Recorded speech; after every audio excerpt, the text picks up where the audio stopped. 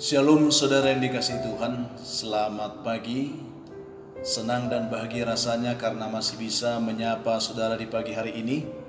Saya percaya bahwa saudara semua dalam keadaan sehat, dalam keadaan sukacita, karena berkat Tuhan menyertai saudara pagi ini. Saudara, sebelum kita mendengarkan renungan firman Tuhan pagi ini, marilah terlebih dahulu kita akan berdoa. Mari kita berdoa saudara. Bapa di surga, terima kasih untuk kebaikan Tuhan yang telah memimpin kehidupan kami sepanjang malam, yang telah menganugerahkan hidup baru bagi kami pagi ini. Pimpinlah kami sepanjang hari oleh Roh Kudus-Mu, sehingga kami boleh berjalan dalam kemenangan Kristus sepanjang hari ini. Dalam nama Tuhan Yesus, amin. Saudara yang dikasihi Tuhan, bersyukur karena masih bisa membagi berkat rohani bagi kita pagi hari ini. Firman Tuhan yang menjadi renungan kita pagi hari ini saudara, saya siapkan dari kitab 1 Samuel pasal pertama ayat pertama sampai ayat yang ke-28. Demikian bunyi firman Tuhan untuk kita renungkan bersama.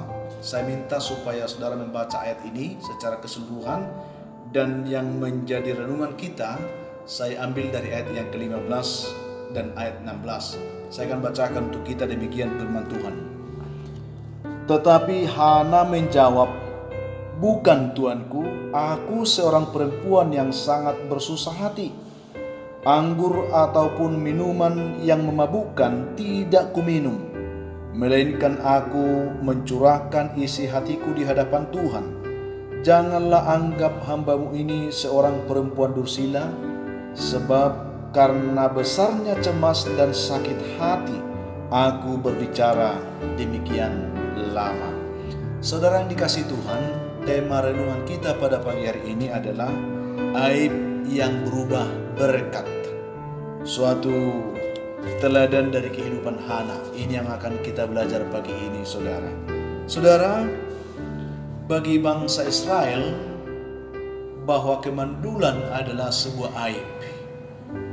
Dan kemandulan ini sering dianggap sebagai kutukan atau hukuman Tuhan. Mungkin karena seseorang itu berdosa. Sehingga saudara, orang yang mandul sering dianggap rendah dan mengalami ketersisihan dalam pergaulannya setiap hari. Saudara, situasi ini tentu membuat Hana sangat bersusah hati. Ditambah lagi ketika Penina madunya selalu menyakiti hatinya dari waktu ke waktu, hanya oleh karena dia tidak bisa melahirkan seorang anak pun untuk suaminya Elkana. Hana hidup dalam kesedihan. Dia hidup dalam penderitaan batin yang luar biasa saudara, dalam kesusahan yang sangat dalam. Sehingga kalau kita lihat dari pembacaan kita tadi, ia selalu menangis. Dan tidak jarang ia tidak mau makan karena kesedihan hatinya. Saudara yang dikasihi Tuhan Yesus Kristus, namun ada mutiara yang indah yang ingin kita belajar dari pengalaman hidup anak ini saudara. Ini yang kiranya memberkati kita pada pagi hari ini. Dalam situasi kehidupan yang seperti itu, kita akan memetik bagaimanakah Hana memenangkan perkaranya. Bagaimanakah Hana bisa berubah dari aib menjadi orang yang diberkati oleh Tuhan. Ada paling tidak saudara 3 mutiara yang ingin kita petik pagi hari ini, yang menjadi pembelajaran supaya kita juga boleh melihat hidup kita seperti kehidupan Hana di hadapan Tuhan pagi ini. Yang pertama adalah, sesulit apapun hidup yang dilalui, Hana tidak pernah menyerah. Ini yang menarik saudara. Sehingga saya ingin katakan pada pagi hari ini, sesulit apapun hidup yang engkau sedang hadapi, janganlah menyerah. Mari kita lihat kehidupan Hana.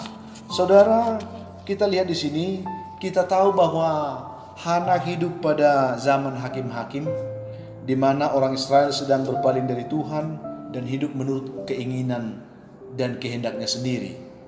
Karena kondisi kerohanian pada saat itu sangat tidak memungkinkan, tidak dapat mendukung seseorang tetap setia kepada Tuhan. Tetapi Hana, saudara, menunjukkan bahwa dia orang yang tetap setia. Dia orang yang tidak mau menyerah. Dia orang yang tetap mau mengasihi Tuhan, mencari Tuhan, sekalipun orang tidak mau melakukan itu lagi. Gambaran kehidupan kerohanian bangsa Israel yang merosot itu dapat kita lihat dalam penjelasan 1 Samuel 2 ayat 11 sampai ayat yang ke-22 seterusnya, saudara. Di sana dikatakan mereka sudah tidak lagi mengindahkan Tuhan, yaitu anak-anak Imam Eli, Hofni dan Pinehas. Mereka sudah tidak lagi mengindahkan Tuhan.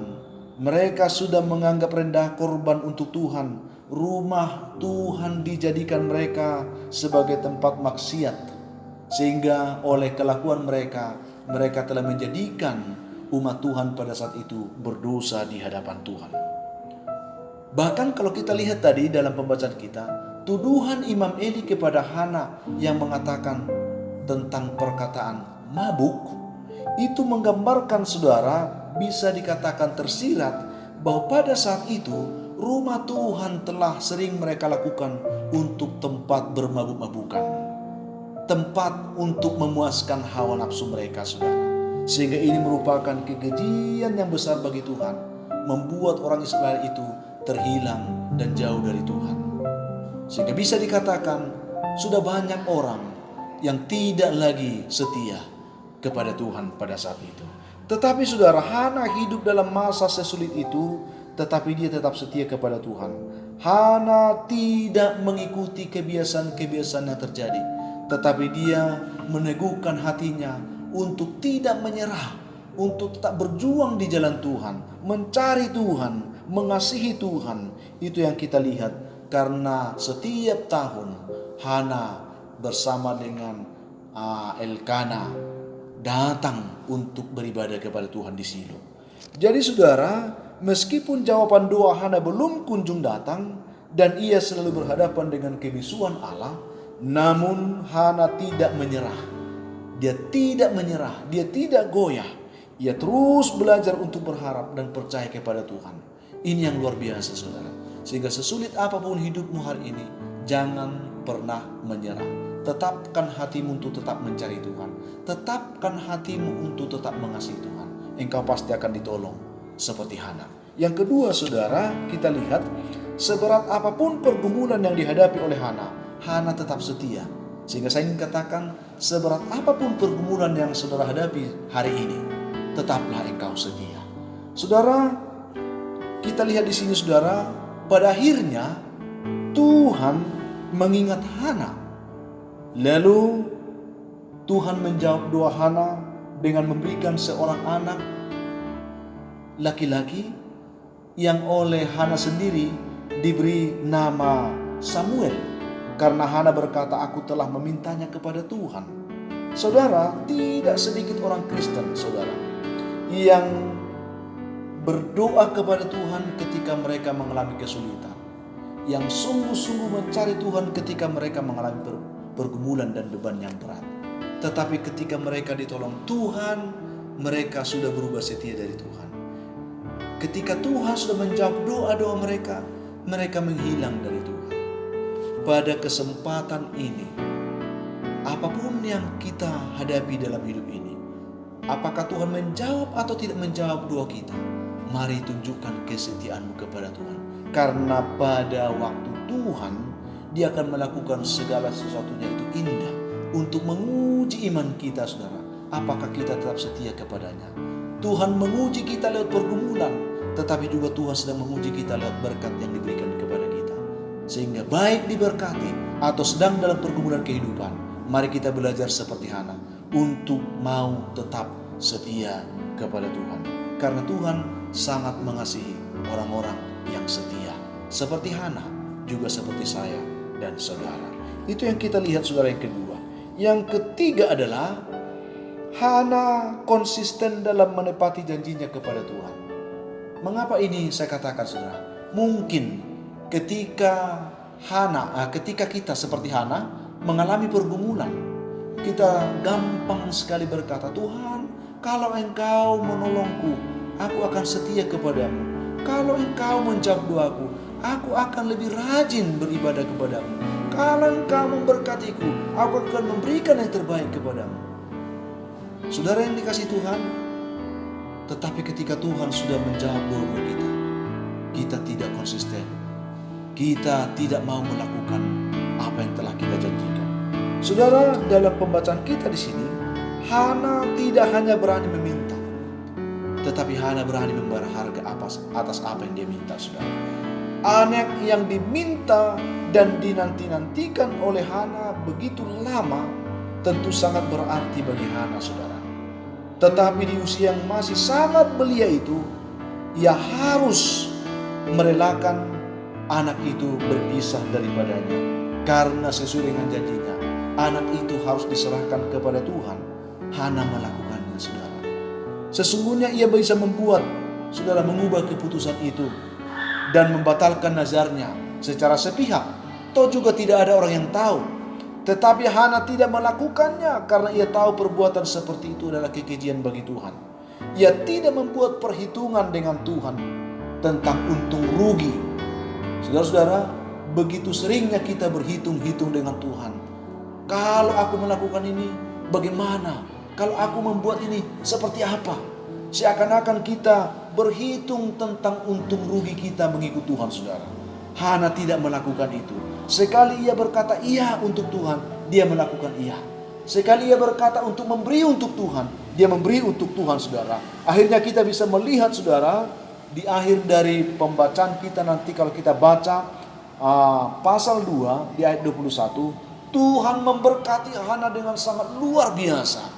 Yang tadinya Hana hanya bisa mengharapkan satu anak saja diberikan Tuhan, tetapi setelah ia melakukan apa yang telah dijanjikannya, dinazarkannya kepada Tuhan, Tuhan memberkati Hana dengan 3 anak laki-laki lagi dan 2 anak perempuan. Sehingga kita bisa lihat, saudara, akhirnya Hana bisa melahirkan 6 orang anak, saudara. Luar biasa. Dari yang mandul, dari yang tidak bisa memiliki anak, saudara, pada akhirnya dikaruniakan Tuhan anak 6 orang. Luar biasa, saudara. Itulah yang kita harapkan. Aib yang tadinya begitu membuat dia menderita, tetapi ketika dia menunjukkan kesetiaannya kepada Tuhan, dia tidak menyerah dan dia konsisten akan janjinya, Tuhan memberkati dia dengan luar biasa, saudara. Saudara, bagaimanakah dengan kehidupan saudara saat ini? Sebagai penutup untuk renungan bagi kita sekarang, saya tidak tahu, mungkin saat ini saudara sedang memikul aib yang berat, memikul beban hidup dan persoalan yang berat. Saudara, yakinlah, seberat apapun beban dan pergumulan hidupmu, jika engkau mau belajar seperti Hana, engkau bisa diubah oleh Tuhan. Jika engkau mau belajar seperti Hana, engkau bisa diberkati oleh Tuhan. Engkau bisa ditolong oleh Tuhan. Sebab Yesus sendiri berkata, marilah kepadaku, hai kamu semua yang letih lesu dan berbeban berat, aku akan memberikan kelegaan kepadamu. Tidak ada beban yang terlalu sulit untuk Tuhan tolong. Tidak ada pergumulan yang terlalu sulit untuk Tuhan ubah. Kalau kita mau seperti Hana, sesulit apapun kehidupan yang dihadapi, kalau kita tidak mau menyerah, Tuhan pasti akan menolong. Sesulit apapun pergumulan yang kita hadapi, jika kita tetap setia, pasti Tuhan bisa menolong kita. Seberat apapun persoalan yang sedang kita jalani, kalau kita mau tetap konsisten untuk mengasihi Tuhan, untuk tetap percaya kepada Tuhan, pasti Tuhan bisa menolong. Pasti Tuhan bisa mengubah kehidupan kita. Untuk itu, saudara, tetaplah setia. Kiranya Tuhan menolong saudara menerima kebenaran ini, sehingga apapun yang sedang kita gumuli saat ini, kita memiliki kepastian bahwa Tuhan pasti memperhatikan, Tuhan pasti melihat, Tuhan pasti mendengar. Sehingga dalam pergumulan-pergumulan yang kita hadapi, kita masih bisa memiliki pengharapan. Tuhan akan menolong dan memberkati kita. Saudara yang dikasihi Tuhan, sebelum mengakhiri renungan ini, saya mau memimpin kita kembali berdoa. Arahkan hatimu kepada Tuhan, sehingga hidupmu boleh dituntun Tuhan hari ini untuk boleh melihat rencana yang besar dalam kehidupan. Kita berdoa, saudara. Bapa di surga, terima kasih untuk kebaikan-Mu yang telah memberkati kami dengan kebenaran firman ini. Berkatilah setiap kami mendengar, semua anak-anak Tuhan mendengarkan renungan ini. Jamah hati mereka, ubahkan mereka, berkati mereka Tuhan. Terima kasih Bapa, yang lemah Tuhan kuatkan, yang sakit Tuhan sembuhkan, yang berbeban berat Tuhan berikan mereka kelegaan. Terpujilah Engkau Bapa, dalam nama Tuhan Yesus kami bersyukur. Amin. Saudara yang dikasihi Tuhan, akhirnya saya akan mengatakan tetaplah semangat saudara. Jadilah kuat, berharaplah kepada Tuhan, yakin dan percaya Tuhan sedang mempersiapkan yang terbaik dalam kehidupan saudara di sepanjang hari ini. Saya Pendeta Linti Dongoran, Pendeta GKP Jemaat Khusus Horisan Medan, menyampaikan sampai jumpa di lain kesempatan. Tuhan memberkati saudara. Shalom.